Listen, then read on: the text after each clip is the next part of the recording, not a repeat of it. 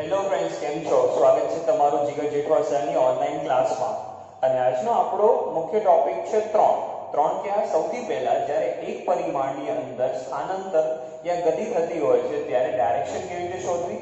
બીજા નંબરે આવે છે સ્થાનાંતર એટલે શું, અને ત્રીજા નંબરે આવે છે પદ લંબાઈ એટલે શું. બહુ ઈઝી છે બટ કામની વસ્તુ છે. તો વન બાય વન આપણે ચેક કરતા જઈએ. તો સૌથી પહેલા તમે જોઈ શકો છો કે જ્યારે વાત કરીએ છીએ આપણે એક પરિમાણમાં દિશા એ કેવી રીતે શોધાય, રાઈટ? તો એક પરિમાણમાં દિશા શોધવા માટે આપણે 9મા 10માની અંદર ઘણી બધી વખત જોઈ ગયા હતા સમયરેખા. ખબર છે ને? એક સીધી લાઈન હોય, વચ્ચે O એટલે કે 0 મૂકેલો હોય, એક તરફ પોઝિટિવ એક તરફ નેગેટિવ નંબર્સ. આ રીતે કંઈક સમયરેખા બને છે, રાઈટ? તો આની અંદર પણ એવું થાય છે કે સમયરેખાની અંદર સેન્ટરમાં તમે શું મૂકો છો? ઉગમ બિંદુ. અને તમે કોઈ એક દિશામાં આગળ વધો છો. માની લો કે તમે આ દિશામાં આગળ વધ્યા તો એને આપણે કેવી દિશા કહીશું? પોઝિટિવ. અથવા તમે બીજી એનાથી વિરુદ્ધ દિશામાં આગળ વધ્યા તો એને આપણે શું કહીશું? નેગેટિવ. જો ખબર ના પડી હોય તો આ રીતે આપણે વિચારી શકીએ છીએ. તમે નક્કી કરો છો કે તમને એક પરિમાણમાં એટલે કે કઈ દિશામાં વધવું છે, x y કે z. નક્કી થઈ ગયું કે ભાઈ મારે x દિશામાં વધવું છે. તો તમારી પાસે જવા માટે બે રસ્તા છે. x દિશામાં આગળ વધો યા એક દિશામાં પાછળ જાઓ. ફરીથી એકવાર તમે પહેલા નક્કી કરશો કે એક પરિમાણ કયું પરિમાણ. મેં સિલેક્ટ કરી નાખ્યું કે ભાઈ મને x અક્ષ મતલબ કે મેં યામ પસંદ કર્યો છે, x અક્ષ પસંદ કર્યું છે. એમાં હું x અક્ષની અંદર કઈ તરફ જઈ શકું છું? કોઈ એક દિશામાં જઈ શકું છું અથવા તો કોઈ બીજી દિશામાં જઈ શકું છું. મતલબ કે હવે ડાયરેક્શનનો મતલબ ઉત્તર, દક્ષિણ, પૂર્વ, પશ્ચિમ નથી. આ ચેપ્ટર માટે ડાયરેક્શનનો મતલબ છે પોઝિટિવ ડાયરેક્શન યા નેગેટિવ ડાયરેક્શન. એનો મતલબ એમ કહી શકો છો કે જો હું આ જગ્યાએ ઉભેલો છું, એનો મતલબ કે આ કોઈ જગ્યા માની લો ત્યાંથી કોઈ એક દિશામાં જાઉં છું તો એને હું નામ આપીશ પોઝિટિવ. મતલબ જો હું તમારી તરફ આગળ વધું છું તો શું નામ આપું છું? ધારો કે એને પોઝિટિવ. પણ જો O થી હું ઉલટા હાથે જાઉં છું તો એ કેવું થઈ ગયું? નેગેટિવ. એનો મતલબ કે હું તમારી તરફ આવવાની જગ્યાએ જો હું પાછળની તરફ હવે જાઉં છું તો કેવું થઈ જશે? નેગેટિવ. એનો મતલબ એમ થાય છે કે એક પરિમાણમાં જ્યારે ગતિ થતી હોય છે ત્યારે તમને ફક્ત બે જગ્યાએ જવાની પરમિશન હોય છે. કઈ જગ્યાએ? એક પોઝિટિવ તો એક નેગેટિવ. પોઝિટિવ નેગેટિવને મૂલ્ય તરીકે નથી લેવાના, પોઝિટિવ નેગેટિવને આપણે દિશા તરીકે લેવાનું છે. ખબર પડી? તો હવે આ ચેપ્ટરની અંદર ખાલી ત્રીજા ચેપ્ટર માટે ઉત્તર, દક્ષિણ, પૂર્વ, પશ્ચિમ ભૂલી જવાનું. હવે તમને કોઈ પૂછે દિશા એટલે શું તો તમને આગળ પોઝિટિવ કે નેગેટિવ એ રીતે આગળ લખવાનું અને પછી એનું મૂલ્ય લખવાનું. ના ખબર પડી હોય તો હજુ આ જગ્યાએ છું. માની લો કે O બિંદુએથી આપણે જમણી બાજુ ગયા તો તમે કેટલા મીટર આગળ ગયા? 1 મીટર યા 2 મીટર. પણ તમે ઉલટા હાથે જાઓ છો તો મને કેમ ખબર પડશે કે ઉલટા હાથે જાઓ છો? તો તમે ઉલટા હાથે જાઓ છો એટલે આગળ તમે શું લખો છો? -1 મીટર યા -2 મીટર. મતલબ કે તમે પ્લસ લખ્યું છે તો ખબર પડી ગઈ કે તમારાથી તમે કઈ બાજુ જાઓ છો? તો કે જમણી બાજુ. જો તમે માઈનસ કરશો તો શું તમે કઈ જગ્યાએ જાઓ છો? તમે ડાબી બાજુ જાઓ છો. એનો મતલબ કે આની અંદર તમને શું ખ્યાલ આવ્યો કે પોઝિટિવ કે નેગેટિવ એ હવેથી શું થશે? આ ચેપ્ટરની અંદર દિશા થશે. અહીં પોઝિટિવ કે નેગેટિવ સાઇન એ દિશા બતાવે છે. સ્થાન અથવા સ્થાનાંતર એ કેવી રાશિ છે? સદિશ. સદિશનો મતલબ કે જે પણ ભૌતિક રાશિને મૂલ્યની સાથે સાથે દિશાની પણ જરૂર પડે છે કે નહીં એ આપણે સેપરેટલી જોશું કે સદિશ અને અદિશ શું છે. ખાલી અત્યારે જોઈ લો કે તમે એમ કહો છો કે હું 1 મીટર કે 2 મીટર જાઉં છું તો મને શેની જરૂર પડે છે? ક્યાં જાઉં છું? જમણી બાજુ કે ડાબી બાજુ?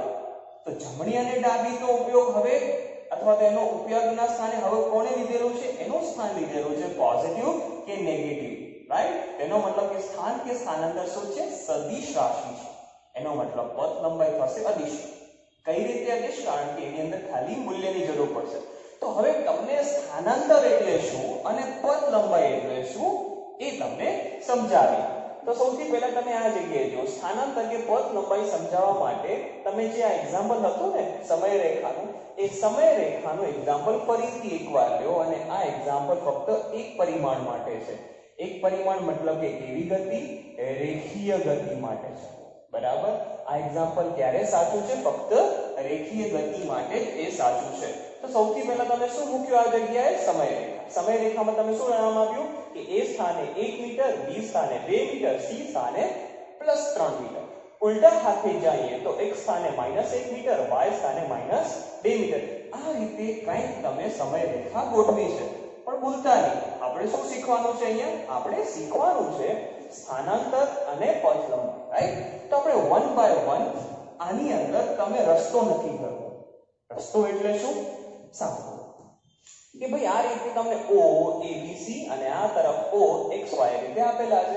તો તમે પાથ નંબર 1 નક્કી કર્યો. ઉદાહરણ તરીકે તમે આપણે પાથ નંબર 1 સિલેક્ટ કર્યો. રસ્તો 1 નો મતલબ શું થશે કે તમે A થી B જાઓ છો, B થી A થી B અને C. ના ખબર પડી ઉપર જો તમે ક્યાંથી તમારી પોતાની જર્ની સ્ટાર્ટ કરી? A થી સ્ટાર્ટ કરી. તો A થી ક્યાં જાઓ છો? B. A થી B. પાછા તમે B થી ક્યાં જાઓ છો? તો કે B થી A જાઓ છો. પાછા તમે A થી B જાઓ છો અને પાછા ક્યાં પહોંચો છો? C પાસે. તો આ રીતે તમે ગોળ ગોળ ફરતા ફરતા આગળ વધો છો. A થી B, B થી A થી B અને પાછા C. આ રીતે તમે અલગ અલગ સ્થાનો પર ધીરે ધીરે આગળ વધો છો. એનો મતલબ તમે શરૂઆત ક્યાંથી કરી? તો તમે કહેશો શરૂઆત તમે કરી A થી. એ તમારું કયું પોઈન્ટ બન્યું? પ્રારંભિક પોઈન્ટ. અને તમે અંત ક્યાં કર્યો? તો કે તમારો અંતિમ પોઈન્ટ છે C.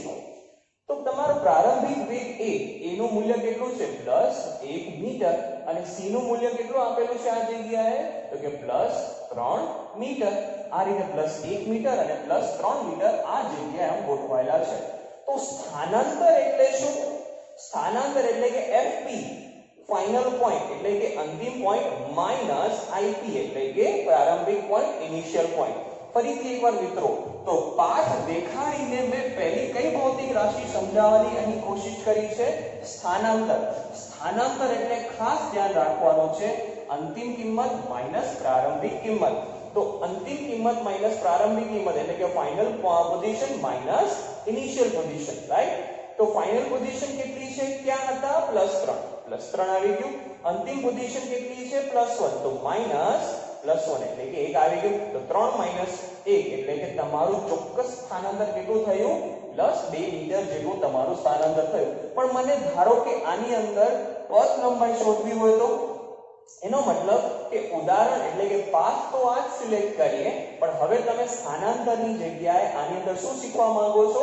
ધારો કે પથ લંબાઈ શીખવા માંગો છો. ફરીથી એકવાર તમે સ્થાનાંતરની જગ્યાએ હવે શું શીખવા માંગો છો? પથ લંબાઈ. તો જેમ સ્થાનાંતર એટલે ફાઇનલ માઈનસ ઇનિશિયલ પોઈન્ટ કે પોઝિશન હતું, એવી રીતે પથ લંબાઈ એટલે શું થશે? કાપેલું કુલ અંતર. કઈ રીતે? આપણે આ જ ઉદાહરણને ફોલો કરી કે તમે A થી B, B થી A, B થી C જતા હતા, એવી રીતે A થી B, B થી A, A થી B પાછું C જતા હતા. હવે તમે જુઓ 1 બાય 1 કે A થી B એટલે કેટલું અંતર કાપ્યું હશે? 1 મીટર થી 2 મીટર એટલે કે 1 મીટર એટલું અંતર કાપ્યું. B થી A પાછું કેટલું અંતર કપાણું હશે? તો B થી A પાછું 1 જ મીટર અંતર કપાણું હશે. પણ ધ્યાન રાખજો, B થી A ઉલટા જઈએ છે એનો મતલબ માઈનસ નહીં લખવાનું, આપણે તો કેવું લખવાનું? પ્લસ જ લખવાનું. એવી રીતે તમે પાછા ક્યાં જાઓ છો? A થી B. તો A થી B પાછું કેટલું અંતર કપાણું હશે? 1 મીટર. અને પછી જાઓ છો તમે B થી C. તો કેટલું અંતર કપાણું હશે? એ પણ 1 મીટર જેટલું અંતર કપાણું હશે. તો ટોટલ તમે A થી B, B થી A થી B અને B થી C આમ તમે ચક્કર માર્યા રાખો છો. એના માટે કાપેલું કુલ અંતર કેટલું છે? 4 મીટર. એનો મતલબ એમ થાય છે કે જ્યારે તમે વાત કરો છો કોની? પથ લંબાઈની, તો કુલ કેટલું અંતર કાપો છો? ફાઇનલ ઇનિશિયલ જેવું નથી. તમે આમ એક બાજુ ગયા, પાછા રિટર્ન આવ્યા, પાછા નેગેટિવમાં પણ તમે જાઓ છો. તો ચલો આપણે નેગેટિવ વાળું એક્ઝામ્પલ જોઈએ. મતલબ કે પાથ નંબર 2 જોઈએ. B થી X, X થી A થી Y. મતલબ કે આને પકડી આપણે ઉપર જો. હવે તમે જર્ની ક્યાંથી સ્ટાર્ટ કરી? 2 થી. તો B થી ક્યાં જાઓ છો? X મતલબ કે આ તરફ. X થી ક્યાં જાઓ છો? પાછા A મતલબ કે પોઝિટિવમાં. અને A થી પાછા ક્યાં જાઓ છો? Y મતલબ કે નેગેટિવ. તો સ્થાનાંતર માટે કોની ચિંતા કરવાની? આ જગ્યાએ જો સ્થાનાંતર માટે પ્રારંભિક અને અંતિમની ચિંતા કરવાની. તો ઇનિશિયલ પોઈન્ટ શું છે? ઇનિશિયલ પોઈન્ટ તમારો છે +2 મીટર. D એટલે કેટલા? +2 મીટર. એવી રીતે તમારો અંતિમ પોઈન્ટ શું છે? Y. Y શું છે?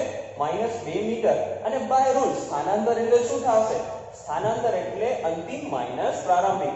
Final position minus initial position, final એટલે -2 મીટર, માઈનસ શું થશે પ્રારંભિક એટલે તો કે ફરીથી એકવાર 2 મીટર, તો -2 મીટર -2 મીટર ટોટલ કેટલા થયા -4 મીટર થયા છે કે નહીં? એનો મતલબ કે તમારું આ વખતે જે સ્થાનાંતર આવ્યું કેવું આવ્યું નેગેટિવ આવ્યું, પહેલા સ્થાનાંતર કેવું આવતું હતું પોઝિટિવ, તમે આ કેસમાં જુઓ તો સ્થાનાંતર આવ્યું પોઝિટિવ, આ કેસમાં તમે સ્થાનાંતર જુઓ છો તો કઈ રીતે કેટલું સ્થાનાંતર આવ્યું તો કે નેગેટિવ સ્થાનાંતર આવ્યું, 0 પણ આવી શકે સ્થાનાંતર, કઈ રીતે? अब मानी लो कि તમે a થી શરૂઆત કરો, a b c a y z પાછા એક જગ્યાએ આવી જાવ છો, તમે ઘૂમી ફરીને પાછા એક જગ્યાએ આવો તો 0 પર સ્થાનાંતર આવી શકે. પણ હવે આ ઉદાહરણ માટે સ્થાનાંતર જોયો, હવે એની પથ લંબાઈ જોઈએ કયા રસ્તા માટે એ b થી x ત્યાંથી a ત્યાંથી y, તો b થી x ત્યાંથી a ત્યાંથી y, તો એનું આપણે ચેક કરીએ b થી x કેટલું થશે, આ જગ્યાએ જુઓ b થી x કેટલા થયા, b થી એનું અંતર 1 મીટર, 1 મીટર થી પાછું 1 મીટર, પાછું 1 મીટર, ટોટલ કેટલા મીટર અંતર ખસે આપણે, ડાબી કે જમણી, પોઝિટિવ નેગેટિવ ઇમ્પોર્ટન્ટ નથી, પથ લંબાઈની અંદર સાઇન ભૂલી જવાની, સ્થાનાંતરની અંદર સાઇનને યાદ રાખવાની. તો તમે આ જગ્યાએ જુઓ કે b થી x કેટલું તમે સ્થાનાંતર ટોટલ કર્યું, તો b થી x તમે આ 1 મીટર 2 મીટર અને આ 3 મીટર, તો ટોટલ તમે કેટલું સ્થાનાંતર કર્યું 3 મીટર. હવે તમે x થી a પાસે જાઓ છો તો કેટલું સ્થાનાંતર કર્યું તમે 1 એટલે 2 મીટર. એવી રીતે a થી y તમે ચેક કરો તો a થી y તમે કેટલું સ્થાનાંતર કર્યું 3 મીટર. ઇન શોર્ટ 3 5 અને આ થઈ ગયા કેટલા તો કે 8 મીટર જેટલું તમે સ્થાનાંતર કર્યું. 3 + 2 5, 5 + 3 કેટલું થશે 8 મીટર જેટલું તમે પથ લંબાઈ ટોટલ ડિસ્ટન્સ છે એ કવર કર્યું. તો આ રીતે તમે વિવિધ એક્ઝામ્પલ પરથી શું ચેક કરી, બે વસ્તુ, કઈ બે ભૌતિક રાશિ તમે જોઈ ગયા, પહેલા નંબરે સ્થાનાંતર અને બીજા નંબરે પથ લંબાઈ. એનો મતલબ ઇમ્પોર્ટન્ટ પાર્ટ ક્યાં છે, સ્થાનાંતર હોય કે પથ લંબાઈ હોય, બંનેનો એકમ તો એક જ છે, મીટર સેન્ટીમીટર નેનોમીટર, પણ જો તમે SI ની વાત કરો છો તો વધારે પ્રિફરેબલ વસ્તુ કઈ છે મીટર. પથ લંબાઈ હંમેશા કેવી આવશે, પોઝિટિવ જ આવશે. તમે જોઈ ગયા ને કે આ કેસમાં પથ લંબાઈ પોઝિટિવ, એના પહેલાના કેસમાં પથ લંબાઈ તો કે પોઝિટિવ. જ્યારે વાત કરી છે સ્થાનાંતરની તો પહેલા કેસમાં પોઝિટિવ, બીજા કેસમાં નેગેટિવ, ત્રીજો પણ કોઈ કેસ નહીં જ્યાં a થી શરૂ કરો અને પાછા ઘૂમી ફરીને a પાસે આવો તો સ્થાનાંતર કેટલું થશે 0 થશે. એનો મતલબ એમ છે કે પથ લંબાઈ અને સ્થાનાંતર સરખા હોઈ શકે છે પણ પથ લંબાઈ મોટી પણ હોઈ શકે છે. કઈ રીતે, તમે આ ઉદાહરણ ચેક કરો. પહેલું ઉદાહરણ જ્યાં તમે સ્થાનાંતર 2 મીટર તો પથ લંબાઈ 4 મીટર મળ્યું. એનો મતલબ કે પથ લંબાઈની વેલ્યુ કેવી આવી, વધારે, કોના કરતા, સ્થાનાંતર કરતા, છે કે નહીં? એવી રીતે આ ઉદાહરણ ચેક કરો, સ્થાનાંતર અને પથ લંબાઈ, તો સ્થાનાંતર અને પથ લંબાઈમાં પથ લંબાઈની વેલ્યુ કેવી આવી, વધારે. તો કોઈ કેસમાં સરખી પણ આવી શકે. માની લો કે તમે a થી b જાઓ છો, તમે ક્યાંથી ક્યાં જાઓ છો, a થી b પહોંચો છો, તો હવે a થી b માટે સ્થાનાંતર કેટલું 1 મીટર, પથ લંબાઈ પણ કેટલી થશે 1 મીટર. તેનો મતલબ કે પથ લંબાઈ અને સ્થાનાંતર સરખા આવે છે કે નહીં? ઉલટું ક્યારે શક્ય નથી, સ્થાનાંતર ક્યારે પથ લંબાઈ કરતા મોટું થશે નહીં. તો મિત્રો આ હતા અલગ અલગ 3 ટોપિક, સાઇન કેવી રીતે શોધવાની, દિશા કેવી રીતે શોધવાની, બીજા નંબરે સ્થાનાંતર અને ત્રીજા નંબરે પથ લંબાઈ. તો મિત્રો આ વિડિયો કેવો લાગ્યો કોમેન્ટ સેક્શનમાં જઈ અને સજેશન્સ આપતા રહેજો. આના પછીના જે ટોપિક આવે છે એ છે વેગ અને ઝડપ. મિત્રો આગળના વિડિયોની ચોક્કસથી મારી વેટ કરજો. Thank you.